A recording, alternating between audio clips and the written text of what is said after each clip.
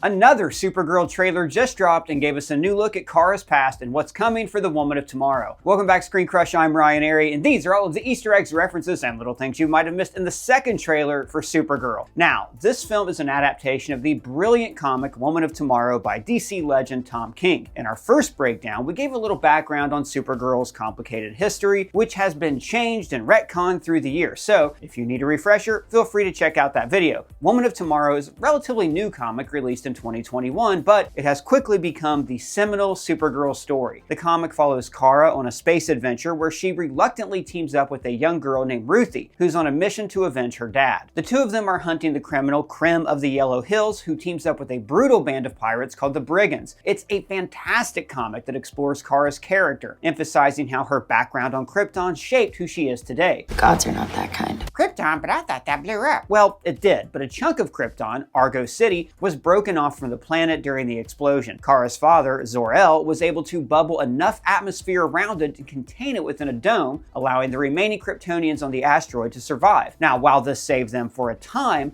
the yellow suns nearby soon began to poison the soil, spreading radiation to the survivors. So Kara worked tirelessly for weeks trying to save her dying people, but it was too late. Soon, an asteroid storm hit Argo City, and Zor-El knew there was only one way to save his daughter. He sent her away in a rocket, just like her cousin years earlier. Kara's time on Krypton is a huge part of her character and a major difference between her and Clark. In Woman of Tomorrow, Ruthie notes that Kara kept to herself during her childhood in Argo City because she was tired of befriending the dying. Kara is constantly haunted by her past, by watching her mother, her friends, everyone she knew slowly die on her home planet. Clark never had to deal with that. Sure, he was sent away as a baby, but he was raised in a loving home and had people to confide in. Kara has lived alone ever since she was 14, and the life that she had before was defined by grief and loss. In Superman, Clark mentions that she likes to go and party on other planets. Her constant partying and drinking are symptoms of that grief. She wants to forget what she's been through. It's on one of these planets that she meets Ruthie, and when the younger girl asks for Kara's help in avenging her father, Kara initially refuses. No spoilers here, but she doesn't join Ruthie until she has a personal reason to. It's a perfect contrast between her and Clark. Clark would help simply because that's who he is, but Kara isn't there to be a hero, she's there to have fun. It's not until Krim personally wounds her that she feels the need to strike back. Now, along the way, she realizes this mission was always about more than herself. Their journey across broken worlds pushes Kara to embrace being a hero, and in turn, she passes that mindset on to Ruthie. Hey, Doug. Yes, person? Just doing a quick check-in. How are those New Year's resolutions of yours coming? Amazing! I have stopped chewing on your socks. That's really good. In fact, I have my own bad oral fixation habits, and I am working to get under control. And from the comments, I know a lot of you guys do too, especially when you're trying to quit and that craving kicks in. But here's the thing you have to remember. Cravings are not just about the nicotine, they are about the habit. There is muscle memory in that hand-to-mouth oral fixation. So you can replace that bad habit by upgrading the habit loop. Try Fume instead. They're the sponsor of this video. Guys, we have been working with Fume for years, and they have helped me so much with my own bad oral fixation habits. Now, I should tell you, this is not a vape, it contains no nicotine, it's not even electrical. During the holidays especially, my anxiety peaked while I was trying to juggle work with family, but whenever I felt that old urge, I reached for a Fume instead. See, Fume uses flavored, plant-based cores. My favorite flavors are orange vanilla and crisp mint. Now, these flavors are a lot lighter than what you get when you vape. For instance, like how flavored water is lighter than soda. It's also like carrying a breath freshener with me at all times. So right now, if you grab a Fume Journey Pack, then you also get a free Fume topper just by using my code ScreenCrush. This is a soft, replaceable, chewable mouthpiece, so I have something to gnaw on when my cravings hit. So I recommend heading to tryfume.com, that's tryfum.com, and use the code ScreenCrush to get your free Fume topper with your Journey Pack. You can find the link in the description to start your journey to lose your bad habit today. Now back to what I was saying. So let's get into the footage. The teaser opens with the same Kryptonian funeral procession that we saw in the previous trailer. Now, this could be for Kara's mother, Allura, who was among the first Kryptonians to die in Argo City. Notice they're all wearing white robes, just like Lara and Jor-El were in their message to Clark in Superman. Now, these could be ceremonial robes, or as in the Donner films, perhaps Kryptonians wear them all the time. We've actually seen something similar to this funeral procession in the comics. In Adventures of Superman number 500, Pa Kent had a vision of Clark in the afterlife, where the Kryptonians were trying to take him away wearing similar white robes during their march. We We then see baby Krypto, and oh my god, he is the cutest puppy I've ever I've seen. seen cuter. Now, it's hard to make out, but these shapes resemble Kryptonian service robots from the comics, with the same rounded heads and robotic arms that were seen in the 1979 World of Krypton series by Paul Cooperberg. Now, we know that Krypton had service droids in this universe as well because we saw the Superman robots in the Fortress of Solitude. Four's a name. So is Gary. Krypto runs over to Kara, and we get our first clear look at David Krumholtz as Kara's father, Zor-El. Now, in the comics, Zor-El is Jor-El's brother, and one of the few believers of Jor-El's theory that Krypton was dying. He knew about Jor-El's plan to send Kal off to Krypton and began working on his own creation to defend himself and his family against Krypton's destruction. In Woman of Tomorrow, Zor-El is the sole reason that Argo City had any chance at survival, and he saw Kara as the last beacon of hope for the Kryptonians, sending her in her own pod when time ran out for them on Argo City. Now, when Kara picks up Krypto, Zor-El looks at her disapprovingly, which tracks considering the version of Krypton that Gunn is using in the DCU. Originally, Kryptonians were depicted as a kind utopian society. Now, that changed after the 80s reboot, where they became colder, more elitist, and more science-driven. Different creators have continued to reinterpret this over the years, often framing Zor-El as a guiding force for Clark's Kryptonian identity. Kal-El, Clark, you have turned your power into a shield for the helpless. In Superman, Gunn went fully cold authoritarian with Krypton, portraying them as seeing other species like humans as lesser. The people there are simple and profoundly confused, weak of mind and spirit and body, lord over the planet as the last son of Krypton. So it would make sense that Zor-El would be disappointed in Kara for having such a human moment. During Krypto and Kara's introduction, the words "power is unleashed" appear as Kara asks, "Who are you?" Now, this works on two levels. Literally, Krypto, a dog, is being unleashed, and metaphorically, Kara is letting go. Woman of Tomorrow is ultimately about growth, growing beyond pain and suffering to become something stronger. Kara has spent years drowning her trauma on distant planets, but now Ruthie needs her. She couldn't save Krypton, but she can still save others. Her power is now unleashed. We then hear the iconic guitar opening of Blondie's Call Me from the first trailer. The song was originally written for the 1980 film American Gigolo, and the lyrics, "Call me anytime, call me I'll arrive," take on a different meaning here. Kara may start as the ambivalent hero, but when someone truly needs her, she'll answer the call. Now, during this, we see Argo City with a glowing energy dome forming around it. This places the scene shortly after Krypton's destruction, before radiation poisoning takes hold. The dome was Zor-El's first effort to save his people, which ultimately didn't last long. We'll probably get all of this in a flashback, as a major arc in Woman of Tomorrow is Kara's backstory being retold by Ruthie, who we see in the next scene. Now, Ruthie, played by Eve Ridley, is perfectly cast. She looks exactly like she did in the comics, right down to her father's sword. She asks Kara, "What was it like to lose everything in a day?" who replies, Krypton didn't die in a day.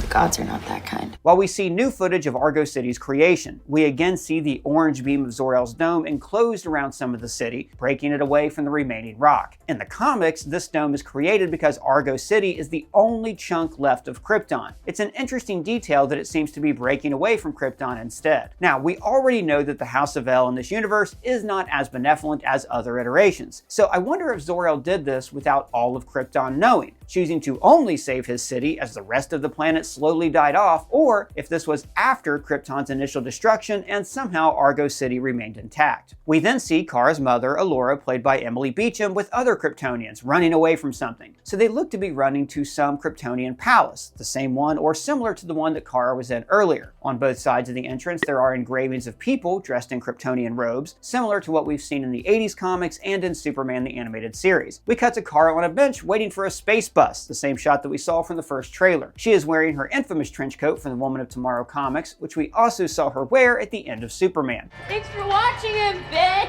Now, she's not in her Supergirl uniform though, but rather wearing a Blondie shirt, a reference to the song choice, and these huge sunglasses, probably to help what has to be a super hangover. Now, while they don't exactly take a bus to travel the galaxy in the comics, the cover of issue 2 of Woman of Tomorrow does depict Ruthie and Kara on a bench waiting at a stop similar to this one. Although, just based on what she's wearing and from what we know from the last trailer, I think Kara is actually on her way to the bar that we saw her drinking at right before she meets Ruthie. We see some more shots from the first trailer, Kara going up against the Brigands. That's the group of space pirates that teamed up with Krem in the comics. And in this adaptation though, it's reported that Krem is not under their protection, but rather the leader of the pirate clan. She says, This is not gonna end well.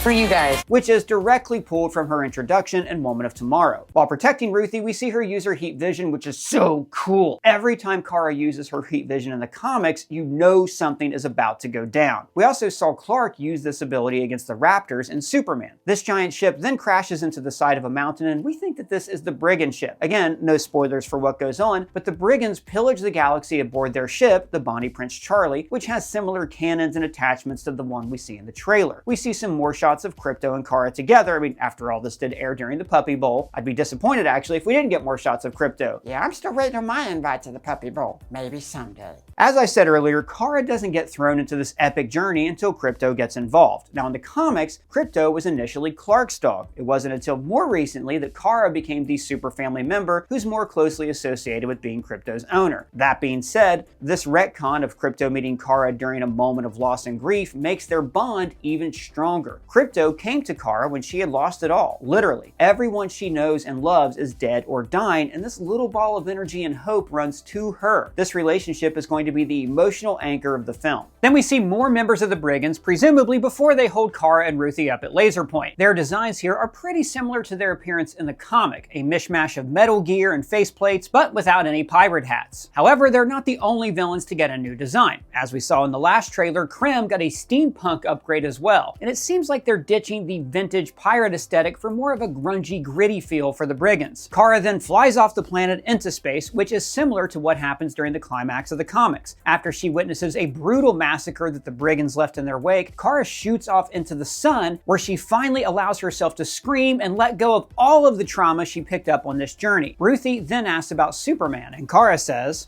He sees the good in everyone, and I see the truth. which is similar to how Lois described Clark in Superman. You trust everyone and think everyone you've ever met is, like, beautiful. This sentiment is brought up a lot throughout these comics, Kara seeing the truth. Now, like I said earlier, Kara suffers from PTSD from her time on Krypton, and she doesn't have the ability to see the good anymore like Clark does. In issue 2 of Woman of Tomorrow, Kara says as much. She sees everything for how it is. She feels burdened by the weight of the truth. And this is also a nod to the film's tagline, truth, justice, whatever. Unlike her cousin, Kara's not optimistic that the human way will save the day. She knows the only way to get anything done is to fight for it. The we can fix it mindset that Clark brings to every situation is not something that Kara believes in, hence the whatever. We then get a shot of Kara in her full Supergirl glory in front of the sun, similar to several shots we got of Clark in Superman. Kara then wails on the Brigands, swinging a huge chain to knock them all down. Now in the comic, she fights solo against these space pirates on their ship, but she actually doesn't win. They manage to overpower her and tie her down, holding her at gunpoint with kryptonite. But we're not going to spoil what happens next, just in case they adapt it in the film, but it is incredible. Now, the trailer is titled Home, which has a lot of meanings. This trailer highlights Argo City and Krypto, Kara's origins and her present. Krypto is now Kara's home. It doesn't matter where she is. As long as Krypto is with her, then she is home. In a meta sense, home has been a recurring theme for the super family since the movie Superman. I mean, the first words that Clark says in the movie are, Take me home.